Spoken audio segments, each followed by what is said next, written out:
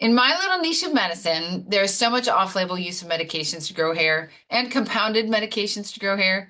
Examples include metformin, oral minoxidil, which I take, cimetidine, spironolactone, and topical finasteride, which has been used by some other large companies kind of indiscriminately. And the FDA recently made a few points about the off-label use of topical finasteride, and rightly so, because some of the way these companies have been prescribing it is suboptimal.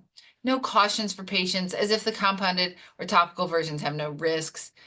Some companies even hide the list of possible side effects or don't include it at all, or you don't get to talk to a doctor, which also makes it difficult, incidentally, for patients to complete adverse events reporting if they're using like a compounded medication.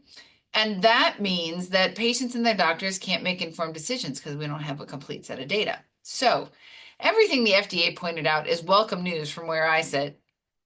For the record, we definitely prescribe medications for our patients off-label for hair growth, which is perfectly legal and is very common.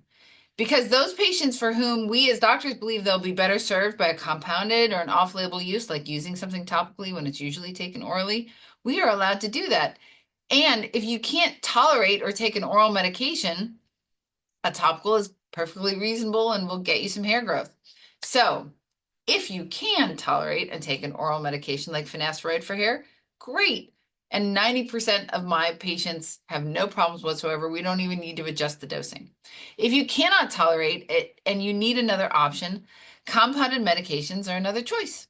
There's a time and a place. Like I mentioned when I was talking about the Wall Street Journal article, there's a time and a place for all of this, and doctors need to be involved. So if you need a topical medication version of finasteride, you and I are going to discuss Zion with you, which Zion, incidentally, is a good player in this space. They have their own adverse events reporting. They only work with physicians who work with hair patients, and they distribute their adverse event information and their reporting data with each bottle and on their website. It's really obvious. And if you need oral minoxidil because the topical gives you a rash, or you can't remember to take it, or twice a day just doesn't work for you, or you're a swimmer and it always rinses off, we're going to talk about the pros and cons for oral minoxidil. So there's a place for compounded medicines, and there's a place for off-label use of these different medications. And let us explain if they're right for your situation. Involve your doctor. And we are thrilled that the FDA chose to point that out.